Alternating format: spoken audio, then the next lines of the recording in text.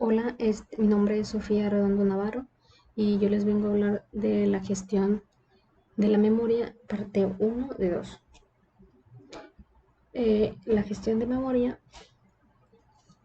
La memoria es un recurso que hay que gestionar con sumo cuidado, puesto que el comportamiento del sistema en su conjunto depende en gran medida de la administración del mismo. Esto se refiere a los distintos métodos y operaciones que se encargan de obtener la máxima utilidad de la memoria, organizando los procesos y programas que se encuentran de manera tal que que se aproveche de la mejor manera posible el espacio disponible. La misión del gestor de la memoria es la asignación de memoria principal a los procesos que la soliciten. El espacio vacante se puede utilizar para cargar procesos que están ya preparados para su ejecución, de forma que el planificador esté en mejores condiciones de preparar las tareas que se van a ejecutar. Como vemos, el ciclo típico de ejecución de una instrucción incluye las siguientes acciones, que es búsqueda de la instrucción en la memoria, decodificación de la instrucción, posible búsqueda de operandos en la memoria, almacenamiento del resultado de la operación realizada. Una mala gestión de la memoria que haga que la información necesaria no se encuentre disponible hace que el rendimiento del sistema se degrade. El sistema de la gestión de memoria que se elige depende del computador en particular que se tenga y del tipo de aplicaciones. Si el sistema es monoproceso, se pueden considerar técnicas sencillas de gestión de la memoria, puesto que solo se tiene un proceso cargado en la memoria. Para sistemas multiproceso, la gestión se complica, ya que se necesita tener varios procesos cargados en la memoria simultáneamente con sus propias pilas y estructuras de datos. El sistema de sistemas elementales de gestión de la memoria es el esquema de gestión de la memoria más simple que se puede considerar y es aquel que no tiene ningún gestor. En este caso, el usuario se encuentra con la máquina desnuda y tiene un control completo sobre el espacio total de la memoria. Este método tiene algunas ventajas, que serían que da máxima flexibilidad al usuario, ya que puede controlar el uso de la memoria de la forma que desee. También tiene máxima simplicidad y coste mínimo. Y por último, no es necesario disponer de un computador específico ni tan siquiera del sistema operativo. Pero este sistema tiene sus limitaciones, puesto que no da ningún servicio. El usuario tiene acceso a todos los recursos del computador, pero el sistema operativo no tiene control sobre las interrupciones. No hay un monitor residente para procesar las llamadas al sistema o para el tratamiento de errores. Este sistema fue el usual hasta comienzo de la década de los 60, pero en la actualidad no se utiliza, salvo en algunos sistemas dedicados en los que los usuarios requieren flexibilidad y simplicidad y programa él mismo sus propias rutinas de soporte. Pasamos al siguiente esquema. El siguiente esquema en simplicidad se obtiene al dividir la memoria en dos secciones, como vemos la imagen de monitor de proceso único. Una para el proceso de usuario y otra para la parte del sistema operativo que debe de estar residente en memoria, que sería el monitor. Este esquema fue utilizado por primera vez en el Fortran Monitoring System, sistema de monitorización de Fortran, en el computador 7094 de IBM y fue bastante común, con alguna variante en los sistemas operativos de los microcomputadores de proceso único, como las primeras versiones de MS2 para el PC de IBM 0, su antecesor el CP-M. Bien, en el MS2 Para el PC de IBM, la memoria se encuentra dividida en tres partes, como vemos en esta imagen que dice que se llama monitor de proceso único del PC de IBM. En la parte inferior de la memoria RAM está destinada al sistema operativo, la parte central dedicada al único programa de usuario y la parte superior en ROM para los controladores de dispositivos. El programa en ROM se llama BIOS. Estos esquemas suponen que solo se ejecuta un proceso a la vez. La forma básica de trabajar en los PC IBM con MS2 es teclear una orden en el terminal. El sistema operativo responde cargando el programa correspondiente desde el disco a la memoria. Cuando el proceso termina, el control vuelve al sistema operativo que manda un carácter al terminar y espera la entrada de una nueva orden.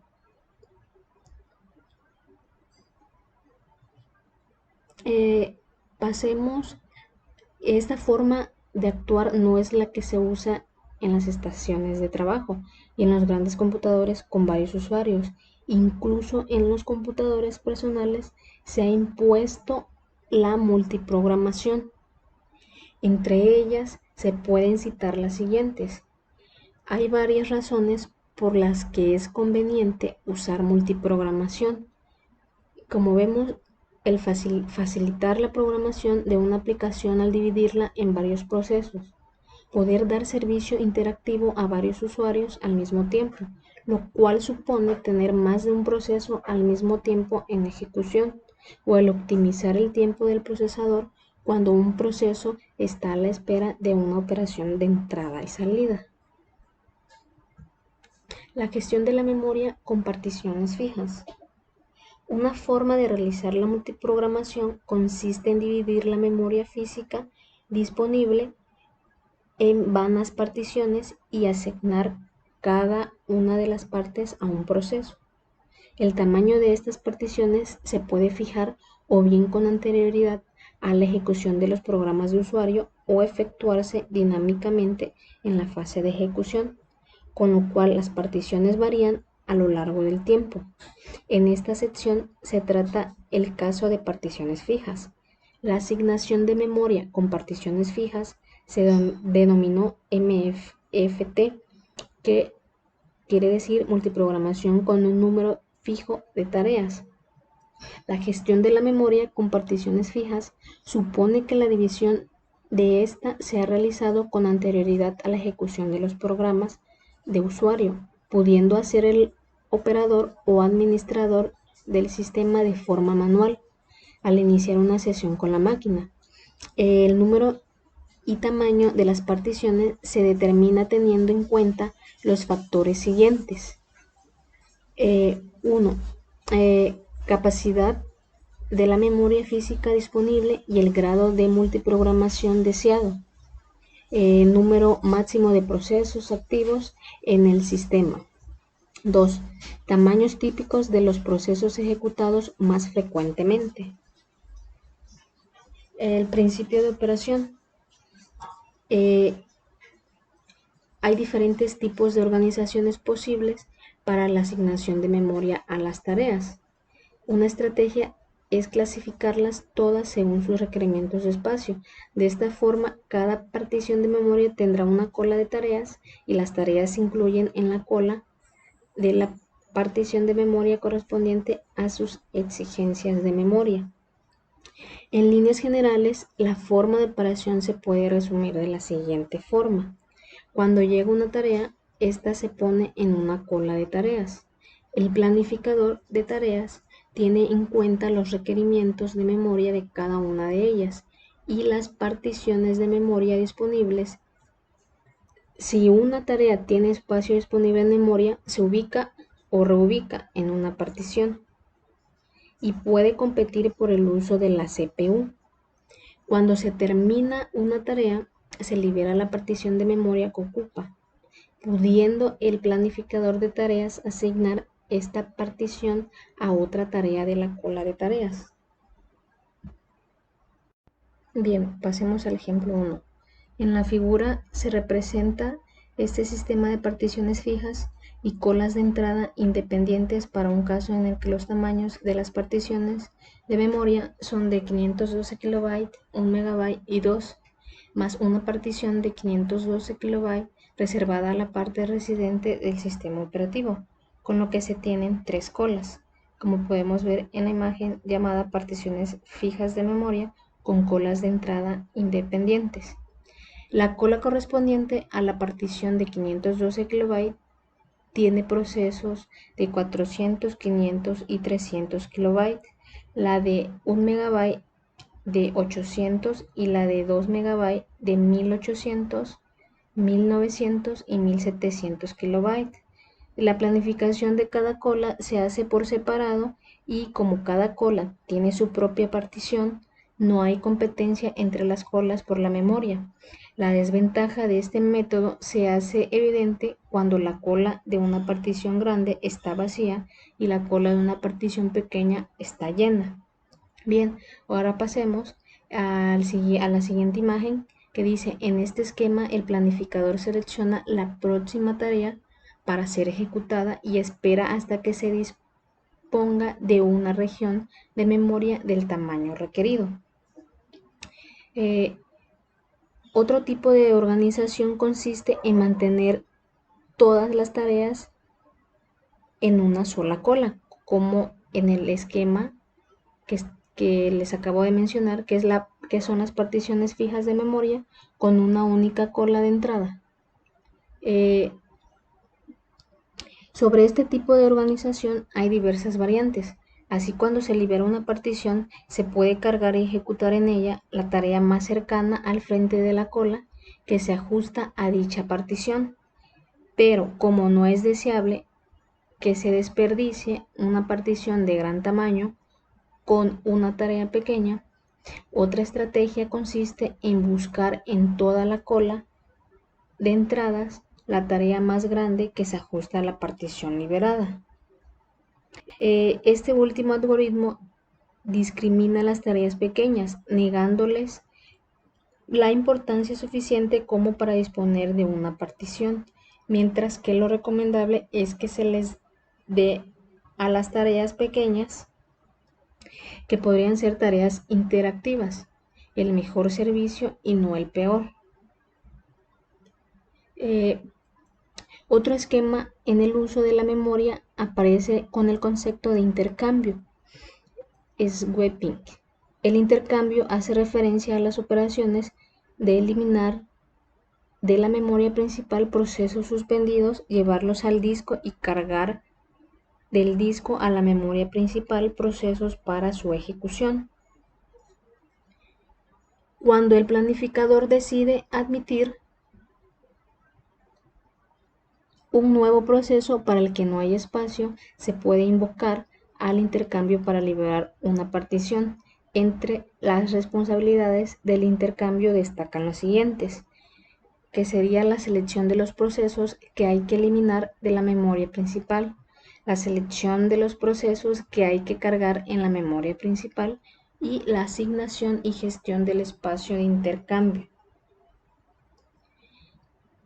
La selección de los procesos en la memoria principal que hay que intercambiar se hace entre aquellos que ocupan particiones suficientemente grandes para los procesos que se les debe asignar espacio en memoria, considerándose cuestiones tales como lo que son prioridad, son más aptos para intercambiar aquellos con baja prioridad, el estado de espera, que son procesos que esperan sucesos lentos y tienen una mayor probabilidad de ser suspendidos durante un tiempo suficientemente grande. El tiempo de permanencia en memoria y si se ha ejecutado mientras ha estado en memoria, si no hay peligro de estar eliminando procesos casi inmediatamente después de cargarlos. Por otra parte, la elección de los procesos que hay sin cargar en la memoria principal se basan en los siguientes aspectos, que es el tiempo que ha permanecido en memoria secundaria, también está la prioridad y satisfacción del tiempo mínimo de residencia en disco desde la descarga. Archivo de intercambio. Un proceso se prepara para su ejecución y se envía al sistema operativo en la forma de un archivo que contiene un programa en versión ejecutable y sus correspondientes datos. Este archivo puede contener también atributos del proceso como prioridad y requerimientos de memoria. Tal archivo se llama algunas veces imagen del proceso. Como un proceso generalmente modifica su pila y sus datos cuando se ejecuta. Un proceso ejecutado parcialmente tiene una imagen en tiempo de ejecución diferente de la inicial almacenada en el disco. Además, el estado dinámico del proceso durante su ejecución, al ser intercambiado, debe registrarse para su posterior reanudación. En cada caso, el espacio de intercambio para cada proceso susceptible de poderse transferir está generalmente reservado y asignado estratégicamente en el momento de creación del proceso para evitar un intercambio adicional en el tiempo de intercambio. Y como vemos, hay dos opciones básicas para diseñar el archivo de intercambio. La número 1 es un único archivo de intercambio para el sistema completo. La número 2 nos dice que diferentes archivos de intercambio dedicados a cada uno de los procesos. Bien, la reubicación y protección.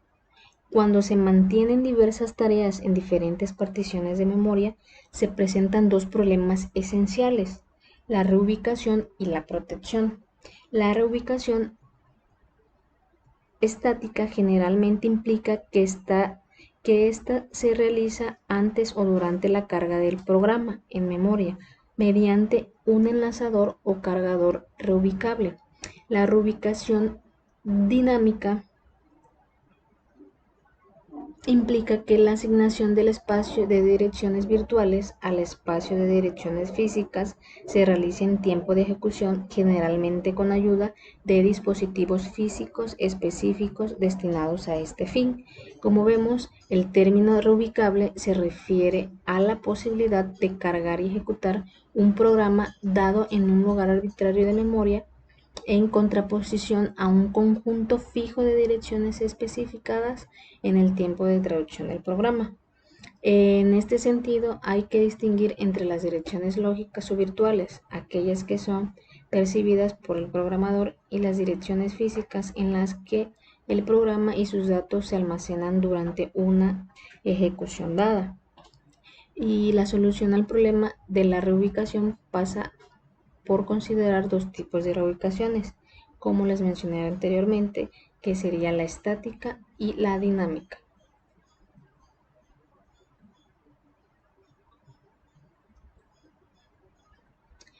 Otro problema de diseño con particiones fijas de memoria es la adecuada selección de los tamaños de las particiones. La mayor dificultad con las particiones fijas está en encontrar un buen compromiso entre los tamaños de las particiones y la memoria requerida por los trabajos. El funcionamiento completo del sistema está directamente relacionado con el nivel de multiprogramación, que a su vez se ve directamente afectado por la eficacia con que gestiona la memoria. Si la mitad de la memoria no está siendo usada, se podría ejecutar el doble de trabajos si se encuentra una forma de emplear ese espacio. Bien, existen dos tipos de desaprovechamiento de la memoria. Una de ellas es la fragmentación interna, que consiste en aquella parte de la memoria que no se está usando, pero que es interna a una partición asignada a una tarea. Por ejemplo, si una tarea necesita m palabras de memoria para ejecutarse y se le asigna una partición de n palabras con n mayor que m, está desaprovechando n menos m palabras. La fragmentación externa, que ocurre cuando una partición disponible no se emplea, porque es muy pequeña para cualquiera de las tareas que espera. La selección de los tamaños de las particiones es un compromiso entre estos dos casos de fragmentación. Gestión de la memoria con particiones variables.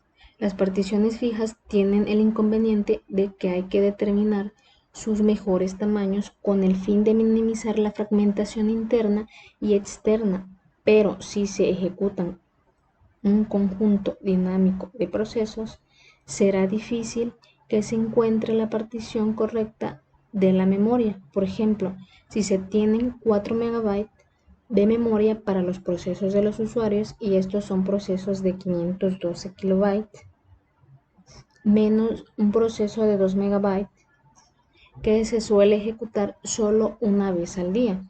Se tendrá que reservar una partición de 2 MB para este proceso, pero esta partición está desaprovechada en sus 3/4 partes la mayor parte del tiempo, salvo cuando se ejecuta el proceso de 2 MB, es decir, se tiene una fragmentación interna de 1536 KB. La solución de este problema está en permitir que los tamaños de las particiones varíen dinámicamente. Este método de gestión de memoria se conoce como asignación de la memoria con particiones de variables. Principio de operación. El principio de operación de la gestión de memoria con particiones variables es bastante simple. El sistema operativo mantiene una tabla que indica qué partes de la memoria están disponibles y cuáles están ocupadas. Inicialmente, toda la memoria está disponible y se considera como un gran bloque. Cuando llega una tarea que requiere memoria, se busca un bloque disponible suficientemente grande. Si se encuentra, se asigna solo la cantidad que se necesita, manteniendo el resto disponible para satisfacer futuras demandas. Pasemos al ejemplo número 2, que como vemos la imagen es asignación de memoria con particiones de variables. Se dispone de una memoria de 8 MB y el monitor residente del sistema operativo ocupa 1 MB. Quedan 7 MB para los programas de los usuarios, como podemos ver en la figura. Se supone que se encuentran 4 procesos, donde está el inciso A, que ocupan regiones consecutivas de memoria. Cuando se termina o intercambia el proceso P2, se libera su región de memoria, como vemos en el inciso B. Si a continuación entra el proceso P5 de 1 MB, puede ocupar parte de la región liberada por el proceso P2, como vemos en el inciso C. Cuando el proceso P3 libera la memoria que ocupa este bloque, se puede unir con el bloque de memoria libre continuo, como vemos en el inciso D. Al igual ocurre cuando se libera el bloque ocupado por el proceso P4, que vemos en el inciso F, o cuando se libera la memoria del proceso P5, con lo que se unirían los 3 bloques de memoria que no están utilizados, ahora formando así un único gran bloque de memoria libre, como vemos en el inciso G. Un punto importante que hay que resaltar es la cantidad de memoria que se asigna a un proceso recién creado o intercambiado. Si los procesos se crean con un tamaño fijo, invariante, se les asigna exactamente la memoria que necesitan. El problema se presenta cuando los segmentos de datos de algunos procesos pueden crecer, como es el caso de la asignación dinámica de memoria a partir de una pila, como se permite en muchos lenguajes de programación. Sistemas de registro del uso de la memoria. La gestión de la memoria con particiones libres plantea el problema del mantenimiento de un registro de las particiones libres y ocupadas que sea eficiente, tanto en tiempo para la asignación como en el aprovechamiento de la memoria. Aquí tenemos un mapa de bits para registro del uso de la memoria con particiones variables. Bien, una forma de mantener este registro es mediante los mapas de bits. En este caso, la memoria se divide en unidades de asignación que pueden ser tan pequeñas como unas cuantas palabras de memoria o tan grandes como varios kilobytes. A cada unidad de asignación le corresponde un bit en el mapa de bits. Con el valor 0 se indica si está libre y con 1 si está ocupado o viceversa. Como vemos, se muestra el mapa de bits para el caso representado en la figura anterior del inciso D. Los mapas de bits son una forma sencilla de mantener un registro del uso de la memoria. Su principal inconveniente está en ser un sistema de gestión de memoria lento, ya que si se trae a la memoria un proceso de m unidades de asignación, el gestor de memoria debe buscar el mapa de bits una cadena de m ceros y esto es una operación lenta. En realidad, por esta razón, los mapas de bits se utilizan poco. Bien, una forma más inteligente de mantener un registro de la memoria está en disponer de listas enlazadas para las particiones libres y asignadas. Como vemos en este esquema,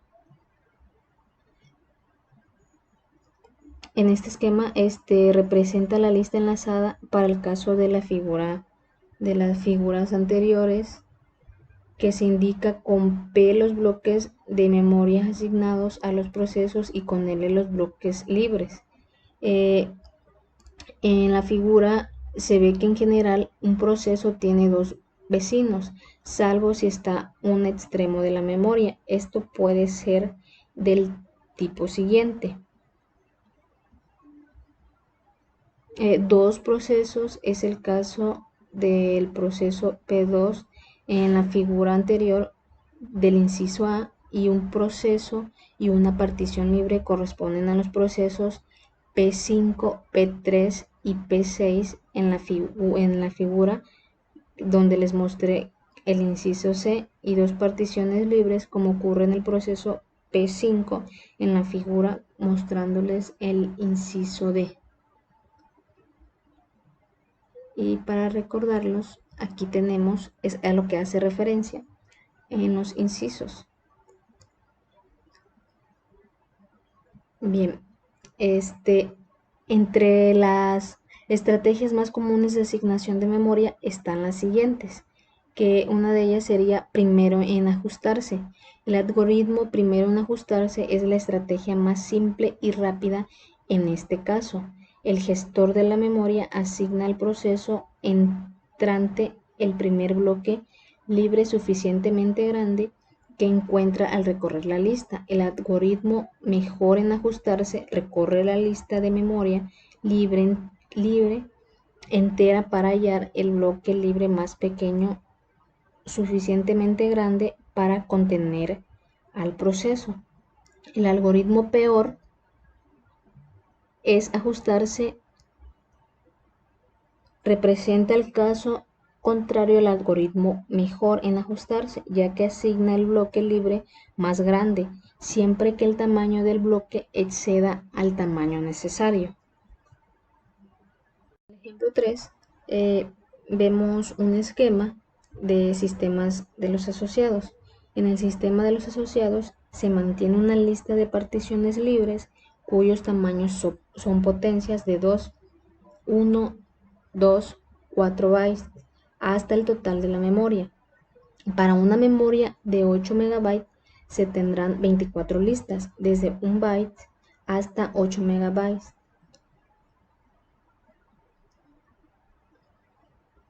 Al principio, toda la memoria está libre y por lo tanto todas las listas están vacías, salvo la de 8 MB, que tiene un único elemento. Al entrar el proceso 1, que solicita 600 kilobytes, con las listas de particiones libres son del tamaño de potencia de 2, se redondea por exceso solicitándose 1024 kilobytes, que es igual a 1 megabyte, como al principio solo hay un bloque de 8. Este se divide en dos bloques de 4 megabytes llamados socios. Uno de ellos se divide en otros dos socios de 2. Como se necesita uno, el bloque inferior se vuelve a dividir en dos bloques de 1 megabyte, asignándole un proceso P1 un bloque de 1 megabyte. Cuando llega el proceso P2, que necesita 300 kilobytes, se solicitan 512 kilobytes, que es una potencia de 2 más pequeña superior a 300 kilobytes. No hay un bloque de 512 kilobytes en la lista correspondiente. Luego se divide el bloque que tiene de 1 megabyte en dos de 512 kilobytes. A la llegada del proceso P3 de 700 kilobytes, por la misma razón que antes, se tiene que dividir el bloque de 2 megabytes para asignarle 1 megabyte al proceso P4, que necesita 500 kilobytes. Se le puede asignar directamente el bloque que se tiene de 512 kilobytes. La principal ventaja del sistema de los asociados en su mayor rapidez para decidir la fusión de dos bloques, ya que al liberarse un bloque de tamaño 2 kilobytes, solo hay que buscar en la lista de particiones libres de 2 kilobytes para ver si es posible la fusión. Por el contrario, su desventaja es que no solo produce fragmentación externa, sino también fragmentación interna, como se puede ver en la figura. Bien, el análisis de la gestión de la memoria con particiones variables. Se ha visto que para los distintos algoritmos de gestión de la memoria se produce una fragmentación externa de la memoria. La fusión de particiones libres adyacentes podría paliar este efecto, pero en realidad este remedio tiende a diferir el impacto de la fragmentación externa más que a prevenir el problema.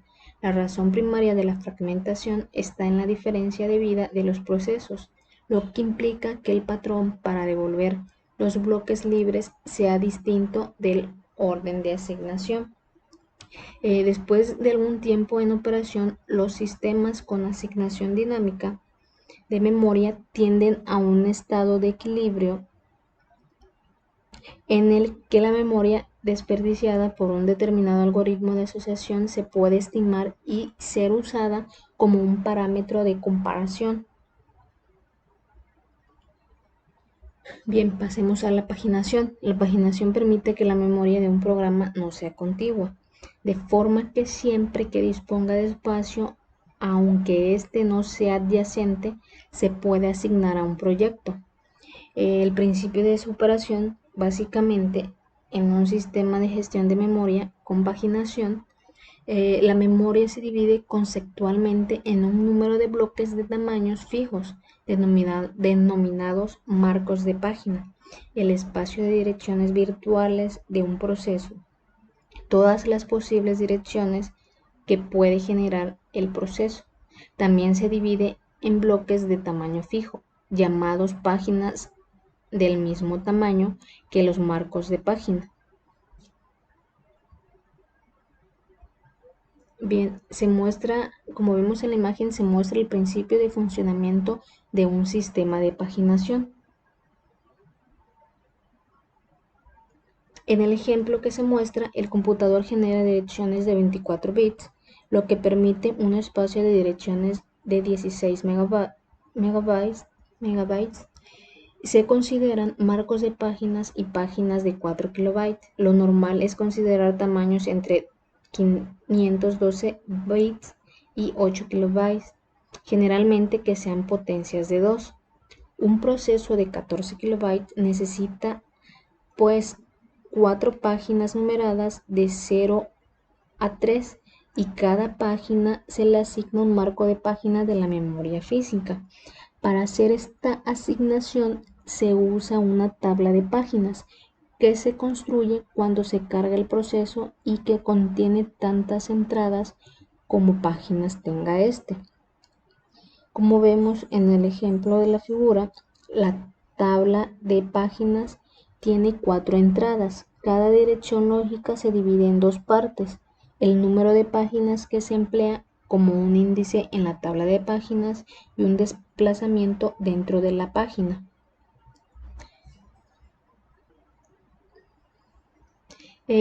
Como vemos, de la tabla de páginas se comprueba que a la página 002 le corresponde el marco de la página 104.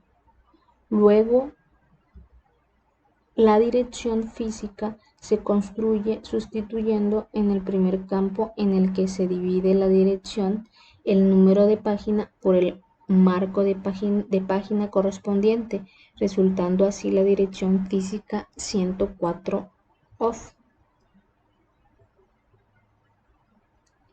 Implementación de las tablas de páginas. El objetivo de las tablas de páginas es asociar a las páginas un marco de página. Aunque es fácil de entender el objetivo de las tablas de página, estas plantean 2 cuestiones importantes: el tamaño de la tabla de páginas, que puede ser demasiado grande, el tiempo de asignación, que debe ser rápido. Esto se puede ver como una función matemática que tiene como argumento el número de página y que da como valor el número del marco de página correspondiente, con el resultado de esta función para construir la dirección física se reemplaza el campo de la página en la dirección virtual por el marco de página. Bien, y por último tenemos la compartición de páginas y protección. Una de las ventajas de la paginación es la posibilidad de compartir código, lo cual es interesante, sobre todo en entornos de tiempo compartido. Para ser compatible, el código debe de ser reentrante, es decir, no automodificable, de forma que no cambia nunca durante la ejecución. De esta forma, 2 o más procesos pueden ejecutarse el mismo código a la vez, manteniendo copia de sus registros y de sus datos, ya que estos varían de un proceso a otro. Bien, sería todo. Muchas gracias.